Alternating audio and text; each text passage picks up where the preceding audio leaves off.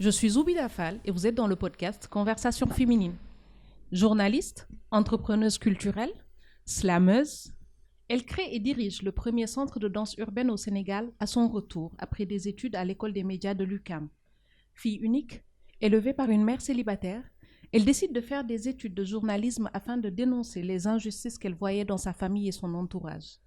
Nous lui devons Cauchemar d'entrepreneur, émission radio, d'abord podcast, sur Sud FM, qui tous les jeudis et durant 4 saisons a traité de sujets d'entrepreneuriat sans filtre et sans tabou. 70 épisodes plus tard, Cauchemar d'entrepreneur tire sa révérence. Celle qui se définit comme, et je la cite, femme africaine, millennials avec trop de passion, ayant comme seul talent de vouloir être utile à la société à travers celle-ci, poursuivre l'éternité en saisissant le présent, permettre à la grandeur du monde de réaliser ses rêves uniquement grâce au travail acharné, à la pleine conscience, à la positivité et à la solidarité. Mariama Touré, bienvenue dans Conversation féminine. Merci Zoubida. Waouh, je suis émue, j'ai les larmes aux yeux là. Oh, ça me touche. C'est incroyable. Franchement, ouais, j'ai... ok. Je suis contente. Je ne pense pas avoir déjà entendu une bio qui soit aussi vraie. Merci beaucoup. Non, c'est moi qui te remercie. Je suis aussi heureuse parce que c'est important pour moi. C'est important pour moi de montrer ce respect-là et cet égard-là à chacune de mes invitées parce que vous le valez toutes. Et je pense que c'est important qu'on se dise des choses comme ça. Ça fait plaisir. C'est toujours, en fait, je pense, émouvant lorsque la personne prend le temps, lorsqu'une personne en face prend le temps de nous regarder. Pas juste de nous voir, de nous regarder. Pour comprendre les différences, les couches qu'il peut y avoir à une personne. Mais c'est un moment où j'ai eu l'impression d'être vue, finalement, d'être regardée, d'être vue. Donc, merci à toi. Merci beaucoup. Je le prends aussi avec beaucoup d'émotion. Merci pour ça. Je suis heureuse de t'avoir, Mariama. On se voit, on se croise dans Dakar depuis un certain nombre d'années. Je te vois évoluer, même si on n'en parle pas souvent. On se parle par, on va dire, réseaux sociaux interposés. On se croise entre Instagram ou Facebook, etc. Et on n'a jamais pris la peine de s'asseoir. Je voulais prendre cette peine-là de pouvoir te dire, je suis fière, heureuse, contente de te voir évoluer et de continuer à faire toutes ces belles choses que tu fais. Vraiment. Merci beaucoup. Ça me touche, surtout 10 ans... Après avoir démarré un peu ce chemin d'entrepreneur, ça fait 10 ans cette année. Et 10 ans plus tard, il y a toujours autant de questions de est-ce que j'aurais dû, est-ce que je devrais. Et donc, de recevoir un peu des félicitations, des remerciements, ou en tout cas juste un bravo. Good job, girl. Oui. Parfois, c'est un peu... C'est drôle, hein, mais peu importe la personne de qui ça vient, c'est un peu comme quand ta maman te dit « tu as bien travaillé, je suis fière de toi ». Je suis comme « ok, je vais continuer, c'est bien ». Non, mais je suis super contente. Et d'ailleurs, ça me permet justement de pouvoir parler de ça, d'entrepreneuriat. J'entends entrepreneuriat, je suis dans le même parcours.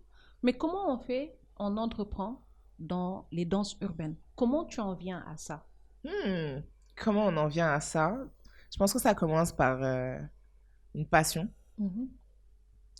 Une passion, mais aussi une capacité à comprendre son environnement et à saisir des opportunités. Donc, moi, je danse depuis que je suis petite. C'est un peu mon exutoire. Depuis que j'ai 8-9 ans, j'ai réalisé que le mouvement me permettait d'être.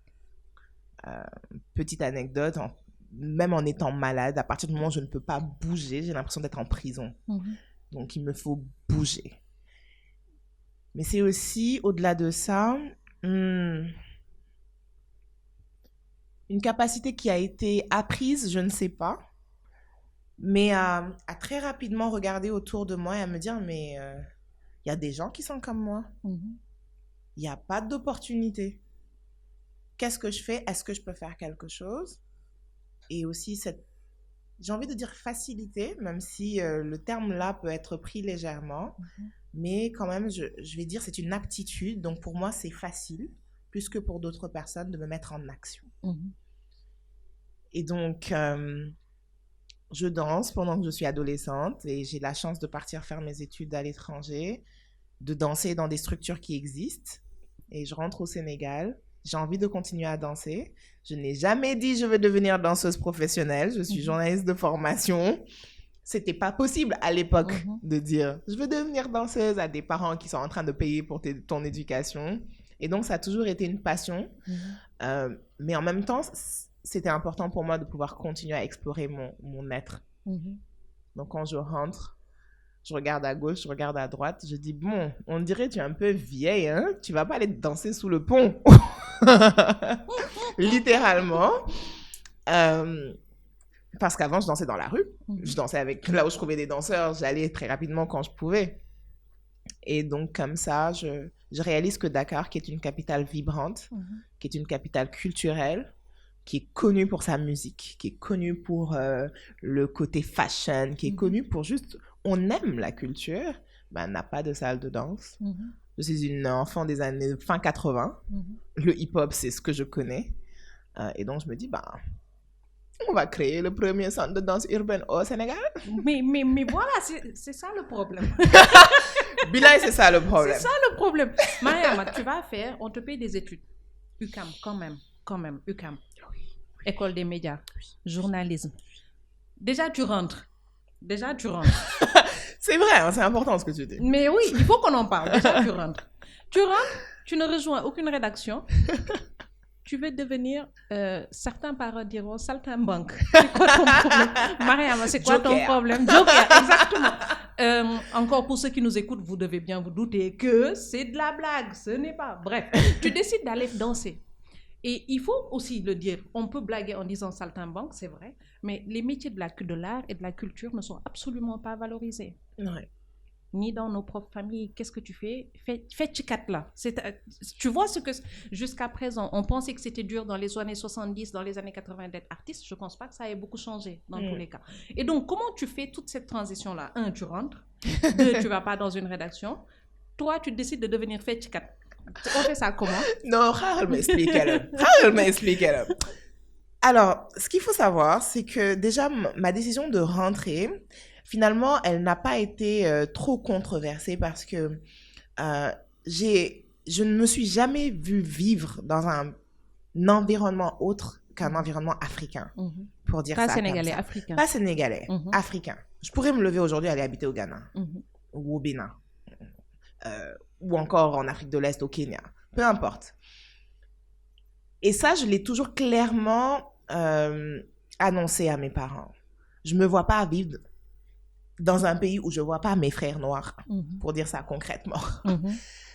Et ça n'a jamais vraiment été débattu chez moi. Mon père était un grand panafricaniste. Ma mère est quelqu'un qui avait aussi choisi de rentrer après ses études. Et donc, ça n'a pas été débattu. Cependant, quand je suis rentrée, oui, la question a été, bon, tu vas prendre un boulot. Mais j'ai pris un boulot, hein. Ah si, je suis allée rejoindre une rédaction, j'en ai rejoint une, j'en ai rejoint 2. J'ai pris des postes dans des magazines, etc. Donc, j'ai fait du journalisme pendant un certain nombre d'années. La chance, j'ai envie de dire, que j'ai eue, c'est que simultanément, j'avais envie de créer l'école de danse et j'ai démarré ma recherche en termes de possibilités de créer ça. Et je l'ai créé à côté de l'emploi que j'avais. C'était le seul moyen de rassurer les parents africains. Old school. Tu te lèves pas pour dire je laisse tout. J'ai payé autant d'argent. D'ailleurs, ma mère, elle m'a bien dit ça. Donc, Exact.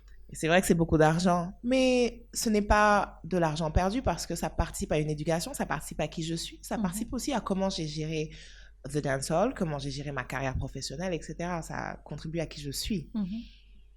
Lorsque j'ai trouvé l'endroit où allait naître le premier The Dancehall, ça faisait déjà 2 ans que j'étais rentrée. Donc, je suis rentrée en 2011, c'était en 2013. Et c'est pas une bonne idée de l'annoncer dans ton podcast. En fait, j'ai menti.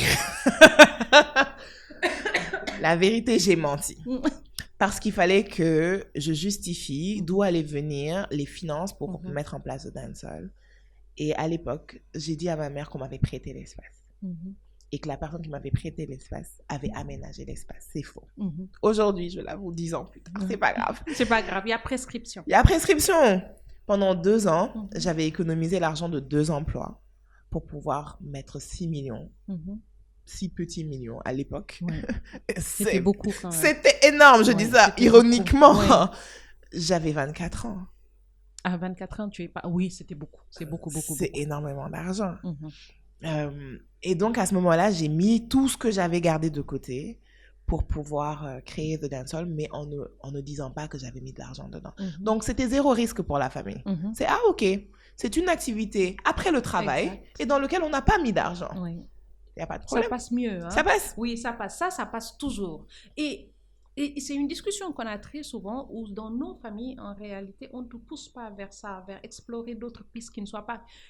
Explorer des sentiers, être hors sentier, hors piste, hors route, ce n'est pas forcément quelque chose qui est permis. Et je ne sais pas d'où vient...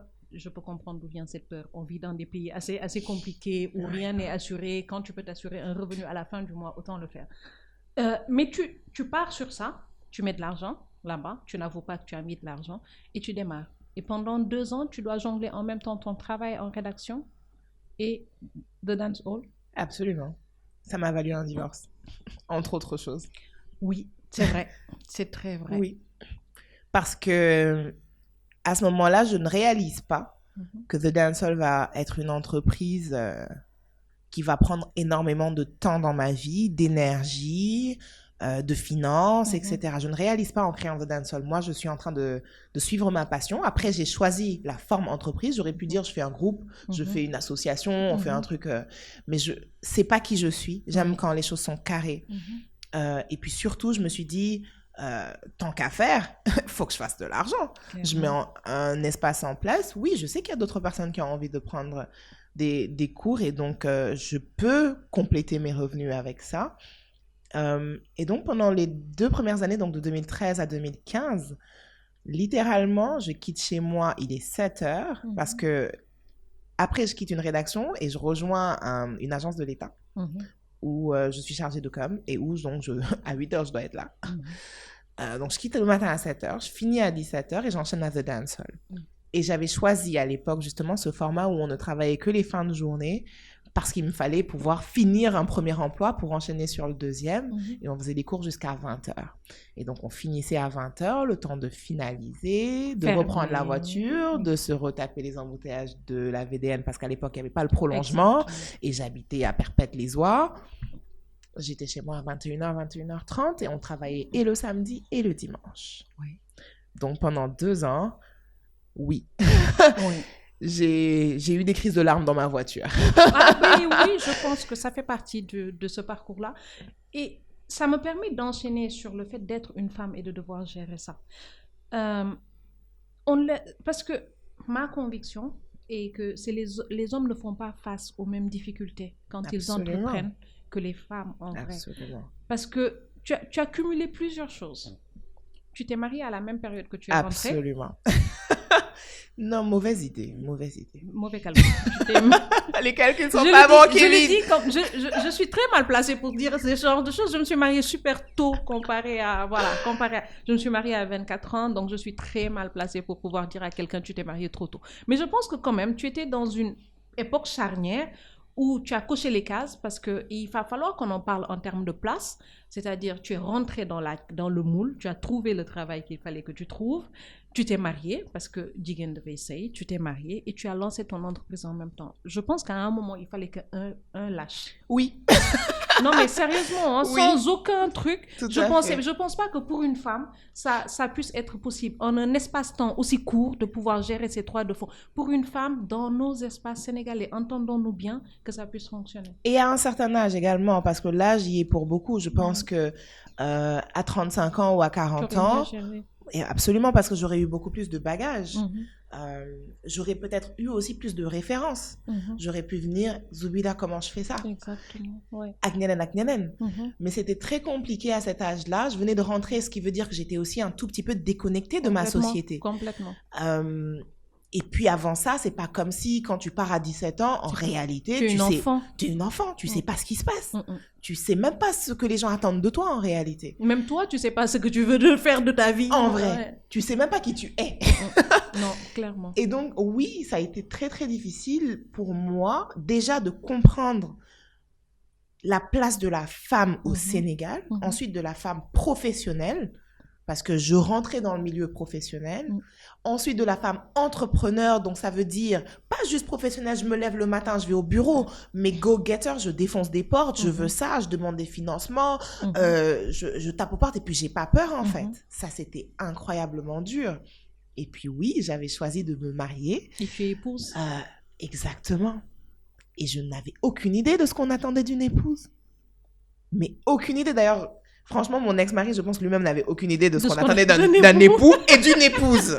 Donc, on a découvert tous les deux ça. Et puis, en plus, le travail était prenant, les finances étaient serrées. Non, mais franchement, j'ai appris beaucoup de choses, mais je ne le souhaite pas à quelqu'un même à mon meilleur ennemi. Je ne le souhaite pas. Non, mais clairement pas. Clairement pas.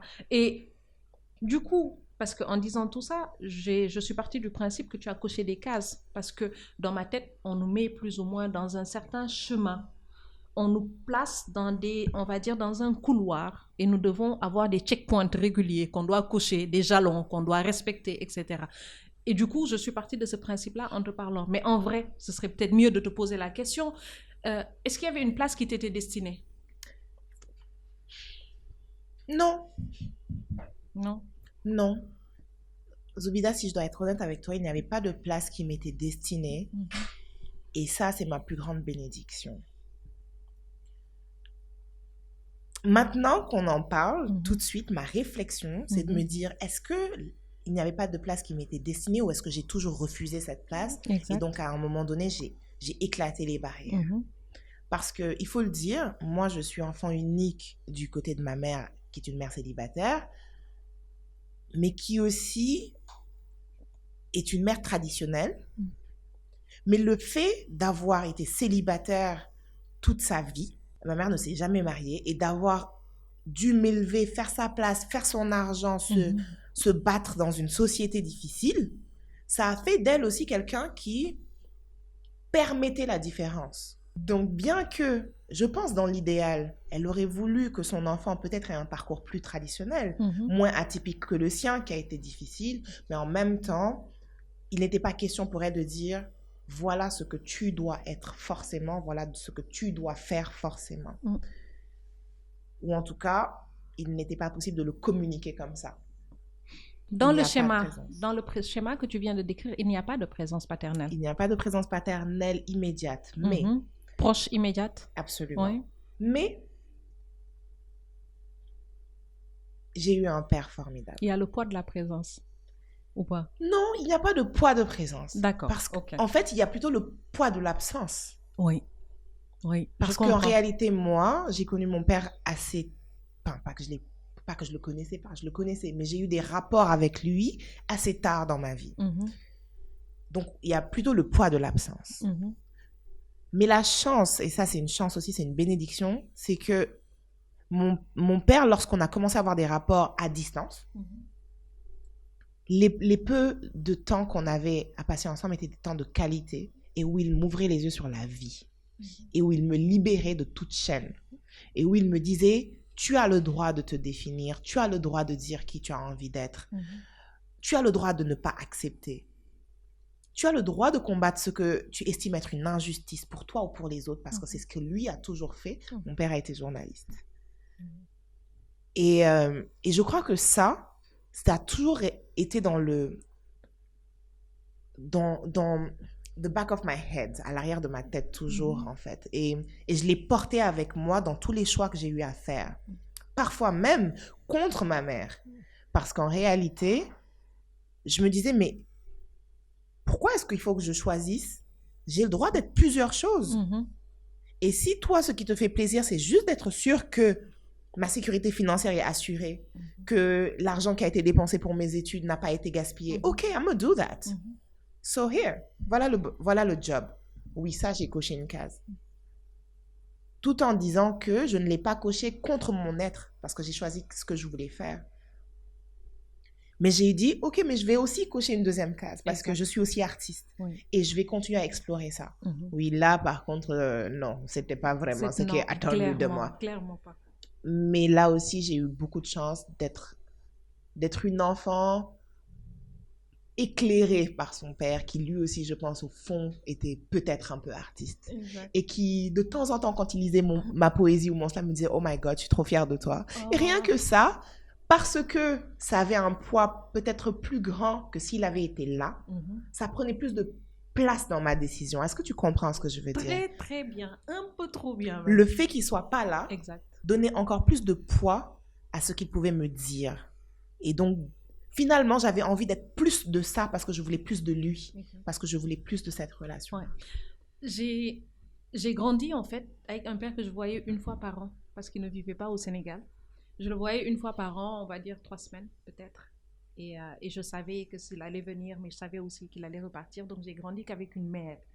Même si elle n'était pas célibataire, voilà. C'est ça aussi, tout ce poids de l'émigration, dans notre cas, ainsi de suite.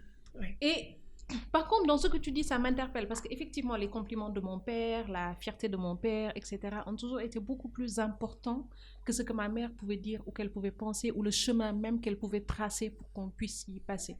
C'est arrivé à l'âge adulte que j'ai fait la réflexion et que je me suis réconciliée avec cette partie d'elle et qu'on a retrouvé on va dire, une relation plus apaisée. Parce que je me rends compte qu'elle n'avait pas le choix. Quand j'ai compris cette notion-là, qu'elle n'avait pas le choix parce qu'elle devait assumer 2 rôles en même temps, le porter et l'obligation de fermeté n'était qu'à son niveau. Absolument. L'obligation de ma réussite ne reposait que sur ses épaules à elle, parce que quelqu'un qui vient une fois par an, ou même quelqu'un que tu vois, comme tu dis, de temps en temps, n'a pas cette implication au quotidien où tu dois gérer tous les revers de la situation. Et donc, ils ont le bon rôle. Ouais. Je leur en veux absolument pas. Aujourd'hui, je crois que j'ai fait ce travail-là et je suis beaucoup plus apaisée par rapport à toutes ces questions-là. Mais moi, ça m'a permis en tout cas de voir ma mère d'une autre manière et d'avoir de l'indulgence par rapport à avoir du respect pour la femme qu'elle est parce qu'elle a dû être mère et père, mais avoir aussi de l'indulgence pour les choses que j'ai considérées à un moment qu'elle n'avait pas forcément bien fait. Donc, tu vois, là, cette conversation, tu me ramènes à cette partie-là et ça aide. Je suis totalement d'accord avec toi et je crois que d'ailleurs, c'est peut-être là où j'en suis moi dans mon parcours de femme et d'enfant. Parce que comme on dit, tu restes toujours l'enfant de quelqu'un. C'est d'essayer de réconcilier un peu tout ça, de comprendre le rôle qu'un parent a pu jouer, pourquoi, comment, et surtout d'accepter finalement les conditions qui ont mené à ça. C'est ça. C'est un véritable travail, je pense. C'est un vrai travail. Mais il ne faut pas qu'on néglige le poids des décisions, des choix, des mots, des parents et l'impact que ça a sur tout dans notre vie. Pour les générations futures, aujourd'hui, lorsqu'on a la chance d'être parent, c'est aussi de prendre peut-être ce rôle-là un peu plus au sérieux et de se dire, en fait, les meilleurs dafa am impact, mais les meilleurs aussi am na impact. Si ça ne marche pas avec un père ou que la personne est plus loin, etc., ça a un poids, cette absence. La présence a un poids, l'absence a un poids. Et je crois que finalement, oui, ça fait de nous ce qui nous sommes aujourd'hui. Moi, je me définis comme quelqu'un de très indépendant, psychologiquement. Un peu trop d'ailleurs, non, oui, ça, je suis sûre que mon mari, s'il écoute ça, il dira oui, oui, oui. Mais je crois que ça, c'est un héritage justement de... Ça vient de là. De ça. Je suis convaincue que ça vient de là. Je suis pareil. Je ne sais pas demander de l'aide. Je ne sais pas me reposer sur quelqu'un. Je ne sais pas compter sur quelqu'un. On se réveille tous les jours. On va se fighter pour pouvoir avancer. Mais oui, on peut tout faire. Exactement. J'ai commencé à poser toutes ces questions-là, surtout sur la parentalité, quand j'ai été à mon tour mère. Et de comprendre que mes choix, mes décisions, mes propos, ma manière d'être avaient un impact sur un être qui n'avait absolument rien demandé. Et je ne crois pas du tout à cette obligation de redevabilité, en tout cas imposée dans nos sociétés. Des enfants vers les parents. Et pour m'en départir et le garder en même temps, j'ai dû faire un énorme travail. Je ne sais même pas si ce que je dis fait sens. Parce que mes parents aujourd'hui, je ferai tout et n'importe quoi pour eux. Mais pas dans le sens où je suis obligée de faire cela pour eux. Je ne sais pas comment l'expliquer. Je comprends, c'est une volonté parce que maintenant j'ai dû tu faire as ce compris, travail-là. tu as fait ce Exactement. travail-là, tu as accepté et donc oui, je comprends absolument. Exact. Et du coup, de dire aussi quand tu as un enfant, comment je vais éduquer cet enfant parce qu'on ne les livre pas avec un mode d'emploi. Clairement. Et du coup, je comprends mieux ma mère, j'ai beaucoup plus d'indulgence. Elle était toute seule, moi. Au moins, j'ai quelqu'un à côté avec qui on va... Et vous n'êtes pas d'accord, vous n'avez pas les mêmes choix d'éducation, vous n'avez pas reçu la même éducation, il faut gérer. Ça rend les choses plus compliquées, mais plus intéressantes parce qu'au moins on a de la diversité. Il n'y a pas qu'une seule personne, seule avec ses pensées, qui éduque. Et c'est pour ça, je pense que longtemps en Afrique, on a dit, il faut un village, il faut un écosystème. Et la figure parentale, elle ne vient pas forcément du géniteur ou de la génitrice. Mais on a au moins besoin de personnes avec qui on va venir balancer nos idées, nos choix, nos décisions pour cet enfant ou ces enfants-là. Et ce qui reste absolument incroyable, et je pense dont on ne mesure pas encore l'impact dans cette société, c'est vraiment de se dire, oui, ça aura un impact sur l'enfant aujourd'hui, mais en réalité, là, quand il aura 40 ans, il te dira, ah, mais en fait, je suis ça parce que ça s'est passé quand j'avais 7 ans. J'ai envie de ça parce que, voilà. Et ça remonte toujours à l'enfance et aux images, aux influences, aux exemples et aux mots qu'on a entendus. Beaucoup. Ouais. Ce que tu dis concernant la figure paternelle, l'éducation, qu'il faut un village, un écosystème. Tu me ramènes à une conversation que j'ai eue avec ta presque Tourondo, Marema Touré Thiam, et justement où elle parlait des 3 figures de mère qu'elle a eues. Elle a eu sa mère qui l'a mise au monde, mais dont elle n'a jamais mangé les petits plats, par exemple, parce que sa mère ne cuisinait pas forcément, elle devait aller gagner sa vie. Ouais. Mais il y avait 2 autres femmes, l'une était sa tante, l'une était la voisine, qui tous les autres rôles de mère, tous les autres rôles de mère ont été portés par cette femme-là. Donc, elle a 3 mères. Et du coup, ce que ça crée chez elle, c'est qu'elle ne dissocie pas ses frères et sœurs utérins des frères et sœurs de ses 2 autres mères, des frères et sœurs qu'elle a eu de ses 2 autres mères. Et cette conversation était magnifique. Si tu ne l'as pas écoutée, je pense que ça va te parler, de reparler de la fratrie, de la famille, de comment on se construit par rapport à tout ça et de comment la mère peut décider de ce que peut être la vie, l'influence du père. Je pense qu'il faut réécouter cette conversation. Je vais l'écouter avec beaucoup de plaisir et ça a tellement de sens ce que tu dis. Pareil, moi, j'ai une de mes tantes que j'appelle Yaïbo et pour moi, oui, c'est ma maman en fait. Parce qu'effectivement, moi, je lui ai dit, parce qu'effectivement, ma mère était battante, fallait qu'elle aille travailler, fallait que. Je passais du temps avec elle et en réalité, quand tu passes devant les voisins, il faut dire salam alaikum. Il faut qu'on te l'apprenne pour que tu le saches. Totalement. Il faut que quelqu'un soit avec toi pour que tu le saches. Et plein de petites choses qui relèvent de l'émotionnel. Parce qu'elle avait le temps de me regarder, d'être avec moi et d'avoir ces conversations-là que je n'ai pas eu la chance d'avoir peut-être avec ma mère. Et oui, donc la figure maternelle ou la figure paternelle, c'est pas forcément la personne qui nous met au monde ou le géniteur. Oui, on est bien d'accord. Et ce que j'ai envie de te demander, c'est est-ce qu'il y a eu un moment de ta vie où tu t'étais rendu compte que tu es une femme? Alors, je pense que le moment où je m'en suis rendu compte, c'était à travers l'entrepreneuriat. Mais je m'en suis rendu compte en même temps que des limites que ça représentait. Parce que ça aurait pu être, ah, mais en fait, je suis une femme, je peux jouer de ceci, je peux jouer de cela. Non, ça a été, ah, je suis une femme, c'est ça le problème. C'est comme ça que ça a résonné dans ma tête. Parce que... Et je suis une jeune femme, je remets ça aussi beaucoup. C'est 2 problèmes. Parce que quand tu es une femme au Sénégal et que tu as 55 ans, 60 ans et que tu as porté le grand abaya et que tu as mis le foulard, quand tu rentres dans un bureau, il y a un petit respect. Quoi. Tu me remets chez Fatso, professeur Fatso, et on a eu ça. Elle dit maintenant, avec son âge, elle peut se permettre. Mais oui. Non, mais c'est une véritable condition. C'est des étapes. C'est comme si on te donnait des médailles au fur et à mesure. Exactement. Et donc, comme maintenant tu as telle médaille, c'est bon, on peut t'écouter. Tu as de la valeur. Et oui, c'est arrivé parce qu'au début, avec The Dancehall, jeune, créative, trop ambitieuse que je suis, plein de projets, de parcs créatifs, de ceci, de cela. Et donc, j'allais taper aux portes des ministères pour leur dire, écoutez, vous n'avez peut-être pas les idées, je les ai. Vous avez l'argent, donnez-moi, je vais faire. Et donc, pourquoi tu rigoles? Je comprends pas. Tu rigoles? Mais littéralement, je faisais des dossiers. En plus, je suis douée pour faire des belles images, des beaux dossiers, tout ça. j'imprime parce que moi, à l'époque, c'est pas comme si tu envoyais un mail, on allait Exact. te calculer, tu déposes le dossier, tu frappes aux portes. Et en fait, quand le monsieur, parce que dans nos instances, c'est essentiellement des messieurs, c'est essentiellement des messieurs d'un certain âge. On est d'accord aussi. Tu as 26, 27 ans, 28 ans, tu arrives, bon, t'es bien habillé, mais quand même, tu as l'allure d'une petite fille. Parce que pour eux, t'es une petite fille. Littéralement. Littéralement.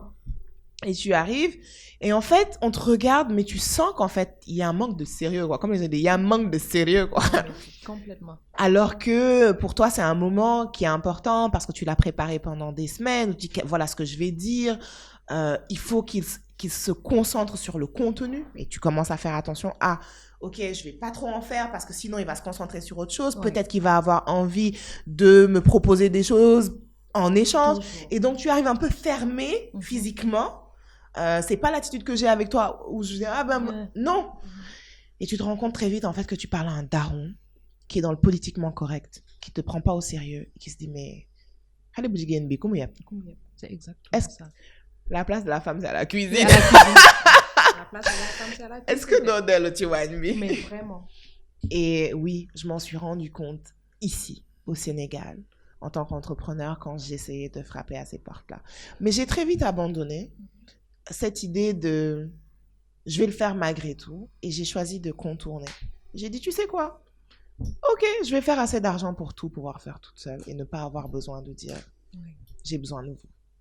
Et c'est depuis 10 ans comment je travaille. Mais ça c'est dur aussi. Dur, qu'est-ce que c'est? Ça c'est très dur hein. Moi je vais t'envoyer mon bilan comptable. Non mais sérieusement. Mais oui, c'est très très dur. C'est très dur, surtout que tu as lancé quelque chose qui n'existe pas. Donc, tu as lancé un nouveau métier. Tu as créé ta propre concurrence. Oui, mais dis ça plus fort, s'il te plaît. J'ai créé ma propre concurrence. Mais parce que je sais. J'ai formé mes propres concurrents. Mais je sais.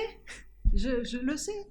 Mais c'est pas grave. Et du coup, non. We do it for the culture. Exactement. Après, on va vivre, je sais pas. Ok, bref, on va vivre. Tu sais, je me suis dit, petite, avant que tu continues, je me suis dit, là, c'est nos 10 ans. Qu'est-ce qu'on va faire? Je vais dire, je vais faire des t-shirts et je vais écrire dessus 10 ans d'avance. 10 ans, oui. J'ai 10 ans d'avance sur vous. C'est pas grave. Non. Juste pour te dire, c'est pas grave. On le fait ensemble, mais j'ai quand même 10 ans d'avance dans ce game. Mais les tu rassembles tout ça. Et tu vas voir quelqu'un qui ne sait pas c'est quoi une danse urbaine, qui ne comprend pas comment on peut avoir un business model qui fonctionne par rapport à ça, qui n'a jamais entendu parler d'un centre de danse urbaine, qui ne sait pas qu'on peut faire ça hors d'une association ou d'un GIE ou d'un machin. Mais Mariam, et qu'on peut faire de l'argent avec. Wow, parce que les gens n'aiment pas parler d'argent. Je suis en train de te dire ce qu'on me dit des instants. Je suis en train de te renvoyer toutes les choses que j'entends. Toutes les choses que j'entends. You'll make it. Mais et on verra, qu'est-ce que tu fais exactement? Non, mais ça, pour être honnête, jusqu'à aujourd'hui, j'ai du mal. Et j'espère que dans 10 ans, dans 20 ans, les gens auront moins de mal. Mais c'est extrêmement difficile aujourd'hui quand on me demande qu'est-ce que tu fais. Je dis, je suis entrepreneur. Et je m'arrête là parce que j'ai pas envie d'expliquer. Ouais. Surtout quand je sais que la personne que j'ai en face n'a peut-être pas l'ouverture d'esprit, n'a peut-être pas le bagage intellectuel, n'a peut-être pas une ouverture au monde tout simplement qui lui permette de comprendre que oui, il existe des métiers dans la culture, oui, il y a une industrie, oui, on peut faire de l'argent. Et tu sais, tu vas rigoler. Notre premier centre, on avait loué un, et puis on l'a construit en 2015. 2 ans après que j'ai démarré, quand je me suis rendu compte que c'était plus possible déjà d'allier mes 2 emplois, j'ai quitté et je me suis dit, je me mets à temps plein dans le dancehall. Je remercie le ciel, on faisait assez d'argent pour que je puisse me permettre de dire ça et de dire je vais prendre un salaire. Hein. Et c'était en 2015. Amin. Et c'était en 2015.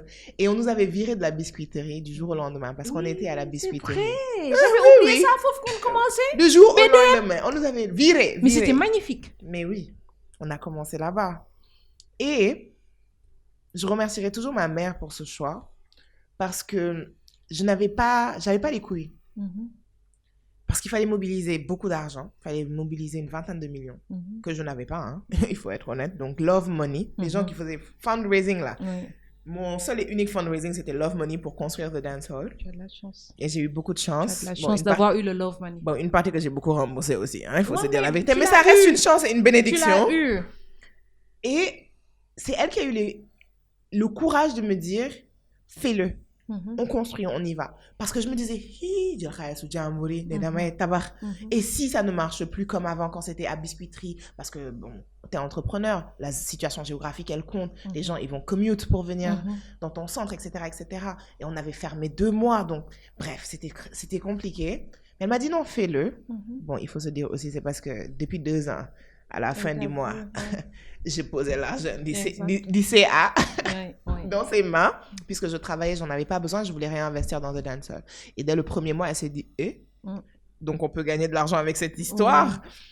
Ça a aidé. Mais quand on construisait, les maçons, quand ils ont su qu'on construisait une salle de danse, ils m'ont dit, pour te dire, à jeter par les fenêtres, tu as de l'argent à jeter par les fenêtres. Vous avez trop d'argent, vous ne savez pas quoi en faire. Pour te dire où on en était. Quand on disait, le cours de danse est à 5 000 francs l'unité. Les gens ils nous disaient, mais vous êtes fous.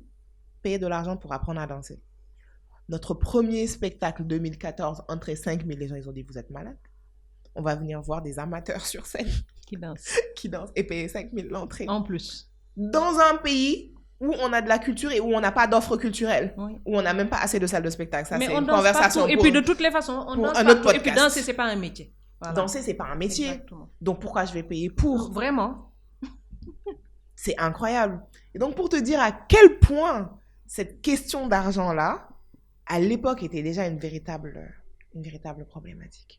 Mais heureusement, je pense que le fait d'avoir prouvé le business model, proof of concept, c'était ça mes 2 premières années. 2013-2015, c'était proof of concept. Ça marche. Ok, maintenant, donnez-moi l'argent, je vais faire mieux. Ok, maintenant, je quitte mon boulot, je vais faire ça. C'est exactement ça. Et je crois qu'à partir du moment où tu le comprends, ça change le rapport que tu as par rapport à ce que tu es en train de faire. Je suis en train de faire exactement la même chose. C'est de dire, ok, ça va coûter. Ben, ça va me coûter. Ça va coûter à toutes les personnes de mon entourage, mais après, tu as un produit. Tu as quelque chose que tu peux présenter, qui fonctionne, qui vit sa vie, qui continue à évoluer. Et à partir de là, de pouvoir espérer grandir. Donc oui, je pense qu'il n'y avait que ça à faire, enfin, en vrai. Et il n'y avait que ça à faire. Et puis surtout, c'était le seul moyen d'être pris au sérieux, comme tu dis. Encore plus en tant que femme. 2 fois. Do I faut? Non. Follow. Comme je dis aux gens, je dis follow. C'est clair. Et ce pourquoi d'ailleurs je te félicite.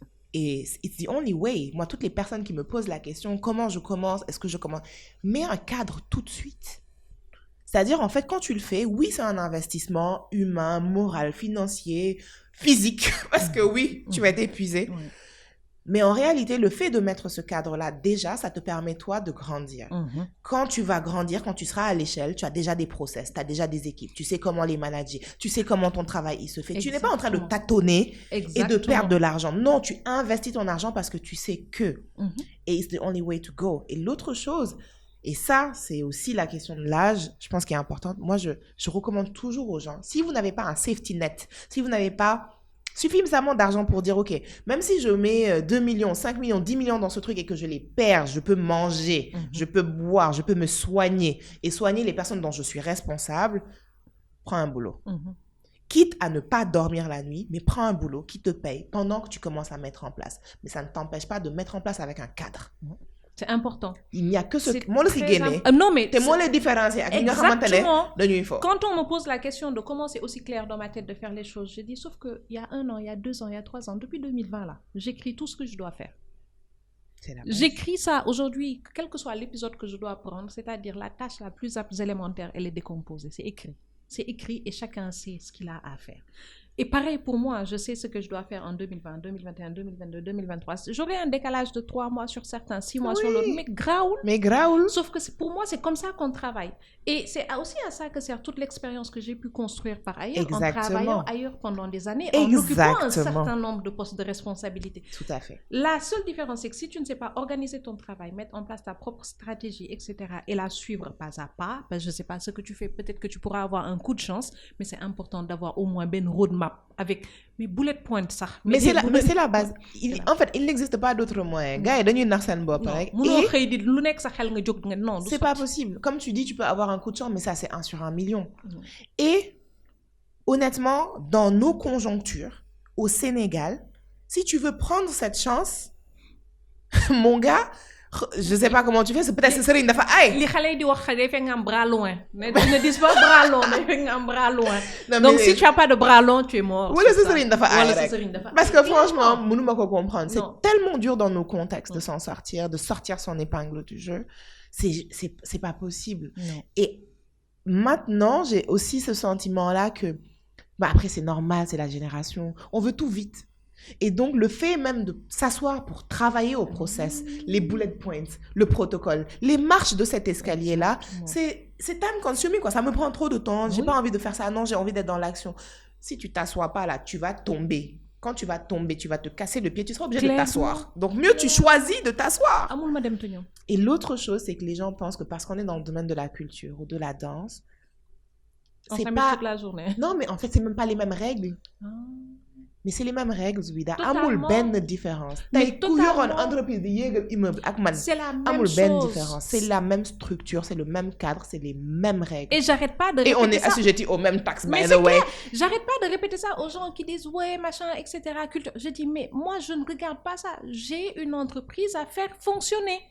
Point à la ligne. Maintenant, ok, ça tombe bien, cette entreprise-là, elle évolue dans un secteur qui est bien particulier, mais c'est les mêmes règles d'entreprise qui vont s'appliquer à une société immobilière, c'est les mêmes règles d'entreprise qui vont s'associer, je sais pas, à une société de nettoyage, à une fintech. C'est les mêmes. Aïe. C'est les mêmes. Et parfois même, eux, ils ont plus de chances que nous Mais parce parce qu'il y a qu'au des moins- exonérations de ceci, parce qu'on pense à eux. Et on les On prend au réfléchit, on les prend au sérieux et on réfléchit à leur cas particulier, Mais ce qui n'est clairement- pas le cas de la culture au Sénégal. Absolument pas. Pas du tout. Donc j'espère que ton podcast arrivera à Monsieur le Président de la République. On attend toujours le statut spécial des entrepreneurs de la culture. Mais sérieusement. Nous vous remercions. Non, merci par avance. Et tu vois, là, ça me fait ma transition sur le fait que tu n'es jamais resté à ta place. Tu n'es jamais resté à ta place. À quel moment de ta vie tu as su que tu ne resterais pas à ta place? Do yem fin la yem lo. Mësuma ko xam. Ok. Xam nga kañ laa ko xam. Mhm. Il y a 3 semaines avec sama psy. Ouais. Que Dans tu n'es une jamais resté séance. à ta place, ouais. En fait, non. Je l'ai jamais su. On était en train d'explorer les choix de vie que j'ai eu à faire Mhm. et les futurs choix de vie que je vais être amenée à faire. Et elle me dit, bon, bah, il semble que dans votre vie, vous n'avez pas de mal à être en dehors des codes, à faire des choix assez atypiques, qui ne sont pas ceux qui sont attendus. Mais pour telle question, vous avez du mal. J'ai dit, ah bon? Et c'est ce jour-là que je me suis assise, j'ai dit, ah mais en fait, c'est vrai. Parce que pour moi, Zoubida, musuma tok, xalaat ne, je vais aller dans la danse. Mhm. C'est pas attendu de moi, je vais le faire quand même. Ouais. I don't care. Ouais. Je l'ai fait parce qu'il y avait quelque chose à faire. Mm. Il y avait une opportunité, Tu l'as il y avait saisi. une passion, Mhm. il y avait un besoin, et il y avait des personnes avec qui je pouvais le faire, et il y avait un plaisir énorme à le faire. Mhm. Pareil, quand j'ai fait des médias, que j'ai lancé des magazines, j'ai commencé les podcasts, il y a une opportunité, je sais le faire, je peux le faire, je le fais. Exact. Et je réfléchis pas, en fait. Surtout, ce à quoi je pense, c'est quel impact j'ai. Mais je pense pas, mais c'est pas ce qui est attendu de moi. Ouais. Parce que la voix de mon père. Et tu m'ouvres une superbe parenthèse. Et c'est très rare qu'on aborde ce genre de sujet. Tu le dis, tu as eu rendez-vous avec ta psy. Tu en as parlé avec ta psy il y a 3 semaines. Ouais. Comment on voit une psy en étant sénégalaise et en l'assumant entièrement? Ouais, yo. Dëkk bi de ku demul psy fan ngay mujjee pour muy clair góor ak jigéen nag parce que gars yi dañu foog ni jigéen dañoo bëri wax. Exact. ñoom ñoo mën a soxla que ñuy Ouais. waxal dañuy dem si bu leen seeti psy instant yi 2023 ñëpp a dof. ñëpp a dof. ñëpp a dof, tout le monde il est fou. Je te jure. Écoute, on voit une psy parce qu'on vit des épisodes assez difficiles dans sa vie. Hein, tout au long, moi j'ai commencé à voir ma psy. Peut-être j'avais 27 ans. Ah oui. Bon, c'est pas la même entre-temps, à des moments différents. Mhm. J'ai fait un burn-out professionnel, j'ai dû Mhm. voir un psy. Clairement. J'ai eu des difficultés, j'ai divorcé 2 fois. Ah ouais. Je suis à mon 3e mariage. Ah ouais. Ah Bah, ouais. je savais pas. Ça, Petite par contre, je savais parenthèse, pas. Ça, je savais pas. exclusivité. Non, je savais pour le premier, mais très honnêtement, je savais pas pour le deuxième. Oui, non, parce que vraiment, le 2e est un non-épisode. Ok. Passons. Oui, donc il y a des épisodes qui nous Mhm. emmènent à dire, ok, tu sais quoi, je vais demander de l'aide. Oui. Et je pense que Toluna for Hamantane, j'ai pas peur de me dire ça ne va pas. Mhm. kan moo ma si mën a génne. Ok. Et ça, y compris dans ma vie de tous les jours. J'en profite d'ailleurs pour faire un petit bisou à Youssou. Youssou Ndiaye, qui est un des fondateurs de Wikai, qui pour moi, en fait, a été une bénédiction dans ma vie. Lorsque j'ai commencé à entreprendre, l'uma jaaxal ma woo Youssou, parce que ça faisait plus longtemps, il avait plus d'expérience, et il avait une bienveillance incroyable, et il avait une intelligence émotionnelle et une intelligence, c'est incroyable en fait. L'uma jaaxal ma woo ko. Et c'est comme ça que j'ai appris à m'appuyer sur mon écosystème en fait. On n'est pas seul, on a besoin des autres. Oui. On a besoin des autres. Et quand on réussit à avoir autour de soi des personnes bienveillantes, nit yu baax, et qui n'ont envie que de nous voir réussir, ben on n'a pas de mal. Man, j'ai toujours un peu de difficulté. Te wax deug yalla ba tay avec les gens qui disent je vais pas dire ça mes choses parce que dañ may yaxal dañ non. Et je me dis mais who are your friends? Qui sont vos amis? Exactement. Comment vous les choisissez? Je ne refuse pas, ça existe bari nañ fi. Cut them out. Oui. J'ai pas envie de leur parler. Non, soyez loin de moi. Et je suis OK avec le bruit quand il est loin de moi. Parce que c'est pas où je mets mon focus, ma concentration. Et donc, à partir du moment où j'ai commencé à apprendre à demander qui sait faire ça, je sais pas le faire. Qui sait le faire? Qui peut m'aider? Apprends-moi. Je viens m'asseoir. On avait des conversations pendant des heures. Tout à l'heure, on discutait en off en se disant on va se faire une petite retraite féminine, entrepreneur, mais littéralement, damay wàcc taal sama auto dem toog arba à palabre laa ko doon tuddee laaj ko minus. Su ñëwee di def podcast laaj ko minus. Il était sous l'arbre à palabre avec nous et on discutait d'entrepreneuriat et de la difficulté aussi de se réinsérer dans notre société parce qu'on était tous partis quasiment et on est revenus. Et c'est à partir de là que j'ai compris que j'ai le droit d'appeler à l'aide. Et donc, y compris pour ma santé mentale, j'ai le droit d'appeler à l'aide. J'ai de la chance, j'ai des amis, j'ai de la famille. Mais connaître avec ce ligué. Parce que sous tu vas voir un médecin. Je vais voir un médecin. Oui. Je vais pas dire à mon ami souffle dessus. Souffle dessus, ma fracture va se résorber. Non, mais... Et donc, quand tu sens qu'émotionnellement et psychologiquement, il y a une fracture, c'est un très bon terme que tu as utilisé. Eh bien, tu vas voir la personne dont c'est le métier. Le métier, c'est le psychologue. Exactement. C'est pas pour les fous. Non, c'est pas pour les fous. On a tous besoin d'aide. Et d'ailleurs, c'est quoi être fou? Ça, c'est philosophique. Non, mais je vais pas y aller. Je vais vraiment pas y aller. Et c'était ça qui m'a mené vers une psy. Et voilà. C'est... Même quand on n'a pas de problème, entre guillemets, parce qu'on en a toujours, mais je veux dire, pas de difficulté incroyable, pas un moment, c'est pas un deuil, c'est pas, voilà. Il y a quand même des avantages à aller parler avec quelqu'un qui arrive à mettre des mots sur nos mots. M-A-U-X. Exactement. Et qui finalement nous permet de comprendre aussi, de faire les connexions. Pourquoi ça résonne en moi de cette manière? Exact. Et pourquoi je fonctionne comme ça? Pourquoi je fonctionne comme ça? Schéma, exactement. Oui. Et ça, franchement, ça allège tous les jours. Ça permet de voir la vie avec un meilleur œil. Parce que la vie n'est pas facile, hein. Yamboul. Non, c'est chaud. Non, sérieusement, c'est chaud. Et aujourd'hui, j'avais cette discussion-là avec un ami. Quand il m'a dit, comment tu vas? J'ai dit, je respire, je marche. Alhamdoulilah. Il me dit, tane nga ñu bari. Et mais qu'est-ce que c'est vrai? Qu'est-ce que c'est bateau? Mais qu'est-ce que c'est vrai? C'est vrai. De temps en temps, on oublie que la vie est dure, mais on continue à avancer et puis, pas mon problème. C'est vrai. On continue à avancer, comme je dis tout le temps, un pas après l'autre. Un pas après l'autre. Il n'y a que ça, one day at a time. Un pas après l'autre, un jour après l'autre, une pensée après l'autre, un projet après l'autre. Et c'est ça. Je suis à 100% d'accord. On oublie parfois d'être reconnaissant. Oui. Et c'est important pour moi de m'en rappeler très souvent, de faire preuve de gratitude. Absolument. De me rappeler d'être reconnaissant envers les gens. Parce qu'il y a plein de gens autour de moi qui ne sont pas forcément les personnes les plus proches à la base, mais qui ont été les personnes qui ont de vrais piliers. quand j'ai décidé de sortir des clous. J'ai jamais été dans les clous, mais quand tu décides de sortir des clous, il y a d'autres gens encore qui viennent te renforcer. Ouais. Et ça, j'ai découvert des gens, j'ai appris à connaître des gens d'une autre manière. Et quand je t'entends évoquer Youssou N'Diaye, j'ai tellement entendu parler de Youssou N'Diaye que j'ai l'impression que je le connais alors que je le connais pas. Si c'était conversation pas féminine, je t'aurais dit invite-le parce que il est incroyable. Mais donc, un jour, on trouvera un podcast où on va l'inviter. Exactement. Et à partir de là, on pourra l'inviter et on pourra discuter autour de ça. Mais d'avoir ce relais-là. Et c'est ça qui m'aide à tenir aujourd'hui. Je sais que quand je vais craquer, je peux appeler quelqu'un. Oui. Tu vois, juste parce que j'ai pas besoin que tu me trouves une solution. Je veux juste me sentir assez safe pour craquer. C'est tout. Et c'est important. Je pense qu'aussi, c'est important de dire aux femmes, y compris aux jeunes femmes, en fait, il n'y a pas à mon sens en tout cas, il n'y a pas de fierté particulière à dire je me suis faite seule.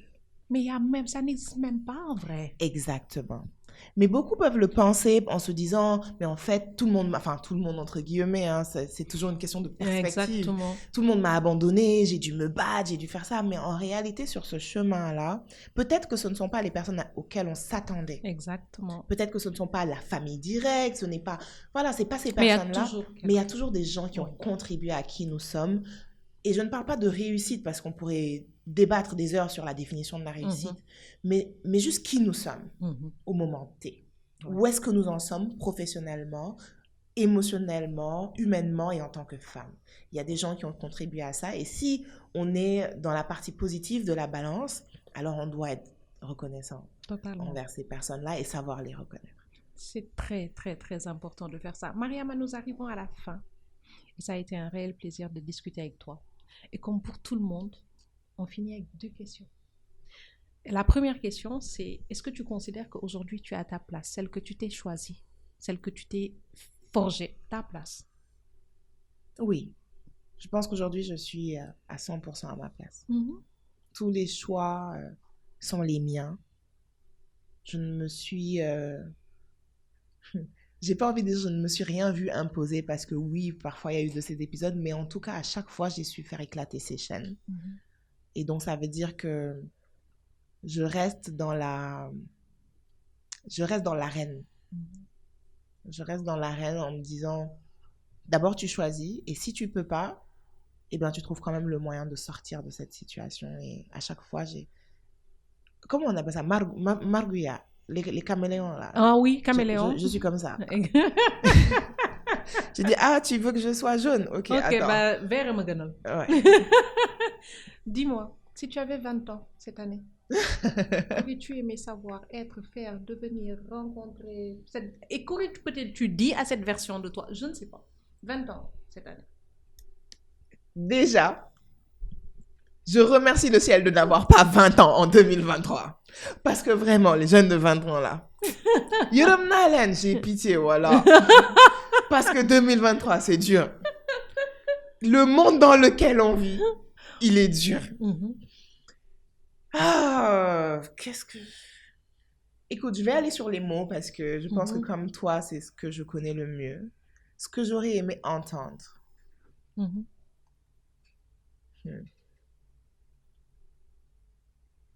D'abord, rien n'est définitif. Quelle que soit la situation qu'on vit, ça va s'arrêter, ça va changer, il y aura une mutation. La vie est faite de mutations. Que ce soit dans le domaine privé, que ce soit dans le domaine professionnel, peu importe. Parce que je trouve que beaucoup trop de jeunes ont l'impression que ce qu'ils vivent est définitif et que, oh my God, c'est la fin du monde. Et donc, si on ne trouve pas la solution révolutionnaire tout de suite, on est au bout du gouffre. Et c'est une contre-vérité. Et j'aurais aimé qu'on me dise ça aussi quand j'avais 20 ans pour que je me prépare mieux. Et la deuxième chose, c'est justement toujours en lien avec ces mutations, c'est qu'il faut choisir d'être flexible. La flexibilité est un choix. En entrepreneuriat, ce serait de dire, voilà mon plan, mon business plan, voilà ma vision. Et on se rend, voilà mon service, voilà mon produit. On le met sur le marché dit non. Et on dit non, non, non, non, c'est ça mon produit. Et puis pendant 20 ans, c'est ça ton produit. Et en fait, il fait faillite. Non. C'est de pouvoir se dire, OK, c'était ça mon produit. Voilà comment il réagit au marché. Voilà comment le marché est en train de me demander d'ajuster. Qu'est-ce que je peux faire? Comment est-ce que je change? Et assez rapidement. Parce que justement, le fait d'accepter le changement, déjà de l'accepter, nous permet d'être plus créatifs. De dire, OK, donc ça veut dire qu'il faut que j'enrobe finalement cette bouteille d'eau. Il faut que je fasse autre chose. Et je crois que c'est le seul moyen de naviguer dans la vie sans prendre des coups trop durs. D'accepter d'abord que la vie est faite de mutations et que nous, fondamentalement, nous devons muter avec et rapidement. Exactement. Merci beaucoup, Mariama. Merci d'avoir accepté de participer à cet épisode de Conversation Féminine. Merci beaucoup. Merci, Zubida, en te souhaitant beaucoup, beaucoup, beaucoup de succès. Merci, merci, merci, merci beaucoup. C'est gentil.